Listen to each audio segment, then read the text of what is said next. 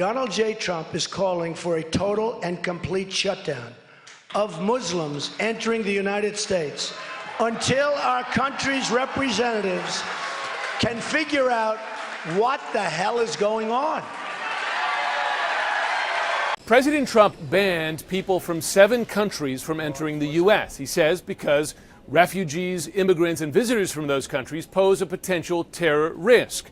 But do the numbers back that up? We did a fact check. Between 2001 and 2015, more than 1.1 million visitors, refugees, and immigrants from Somalia, Libya, Sudan, Syria, Iraq, Iran, and Yemen entered the U.S. Now, since 2001, 12 deadly terror attacks have taken place on U.S. soil. But how many of the terrorists behind those attacks are from those 7 countries? The answer is 0. Now, the New America Foundation did find 3 potentially dangerous terror attacks, though they were not deadly, from countries on that list. 2 people from Somalia, 1 from Iran. That is 3 out of more than 1.1 million immigrants, visitors, and refugees from those 7 countries, or 0.0003%. Now, refugees are even less likely to commit acts of terrorism on U.S. soil. In fact, the chances of an American being killed in a terror attack committed specifically by a refugee, 1 in 3.64 billion. That's billion with a B. Even before this temporary ban was enacted, it was already pretty hard to get a visa to the U.S., particularly if you're a refugee. The average time span with all the vetting involved, about 18 to 24 months. So is this ban from these 7 countries warranted by the numbers? We'll let you decide.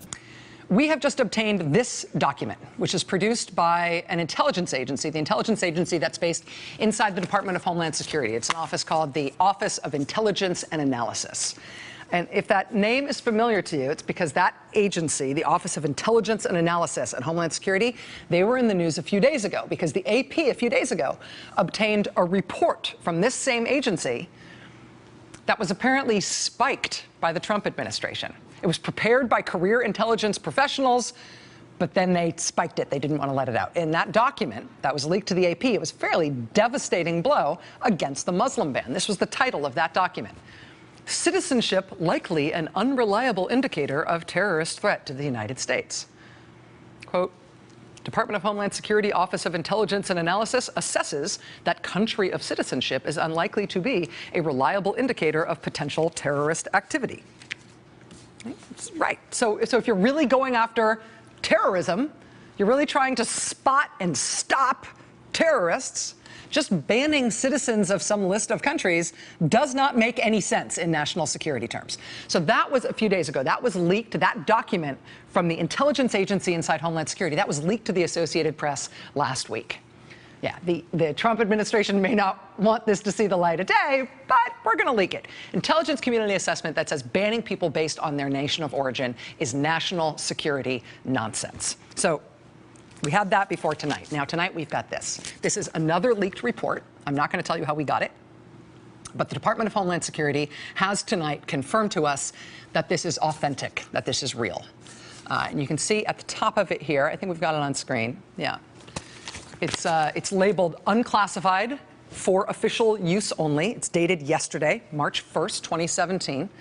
This is a report that's from the Homeland Security Office of Intelligence and Analysis. Again, that's the U.S. intelligence agency that's based inside Homeland Security. And interestingly, it says it was prepared by that intelligence office, but look at that small print there.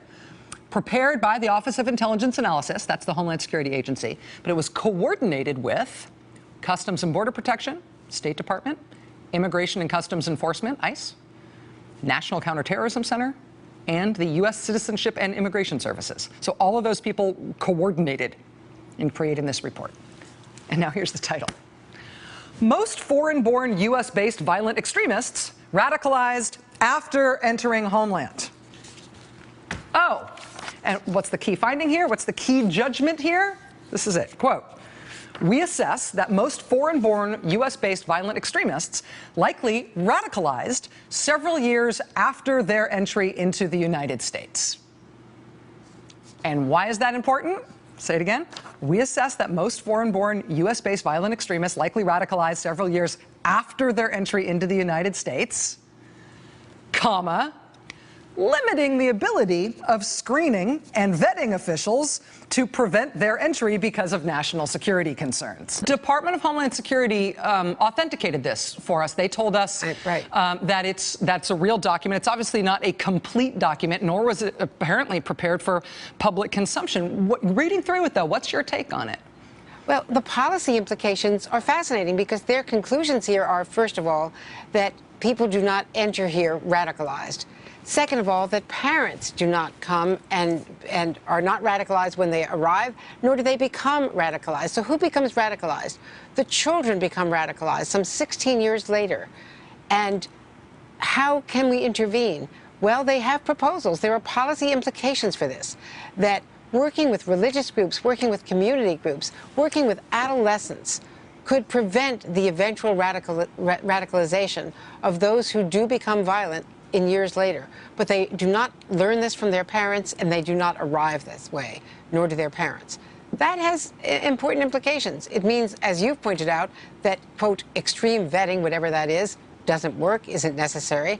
And second of all, that there are things we can do in communities. And I'm thinking back to, you did an exit interview with Jay Johnson. Remember the speech he gave, the first speech by a Homeland Security Secretary in Chicago to the Muslim community gathering? That is the approach. That's the approach that Bill Bratton would tell you in New York.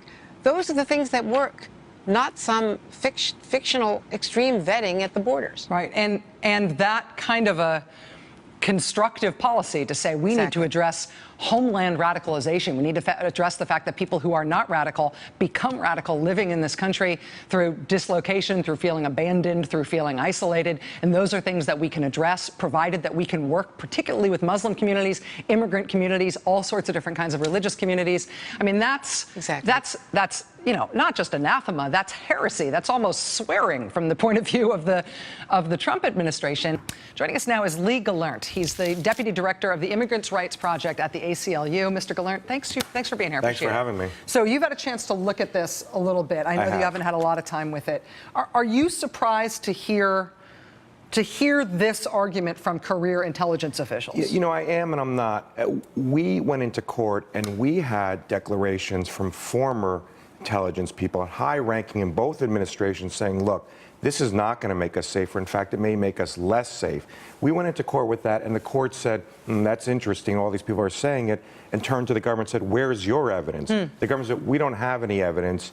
But now it turns out, not only do they not have any evidence, but their own intelligence officials are saying, no, this ban won't work. So it's like both sides are reaching the same conclusion, yet I suspect they're going to still go in and litigate and say, we need this ban for national security reasons. I know you're not a judge in any of your own cases, Right. but since the Department of Homeland Security authenticated this and told us this is a real report tonight, does that mean that this may end up being evidence, that this may end up being... I think you'll absolutely see this being put into court. Now, I suspect the administration will try and counter it, and there was a time when they're saying, well, this is just only one agency or one part of one agency, and as you said earlier in your show, no, it has other agencies on it. I suspect you will absolutely see this in court. In terms of the status of the Muslim ban right now, they told the Ninth Circuit, we're rescinding it, we're going to issue a new one. Any day now, any day now, any day now, any day now, and they keep putting that off.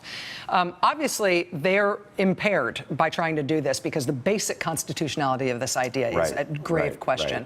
Do you expect that we will ever see a replacement one from them? You know, I really don't know, but what I do know is the longer their wait, it's harder for them to come and to say to the court, we desperately need you to let this ban go into play because we're urgently needing, for national security reasons, we need this ban. Well, every day they delay, it puts the lie to saying this ban is critical for our national security. And in fact, this week they delayed for what seemed like political reasons.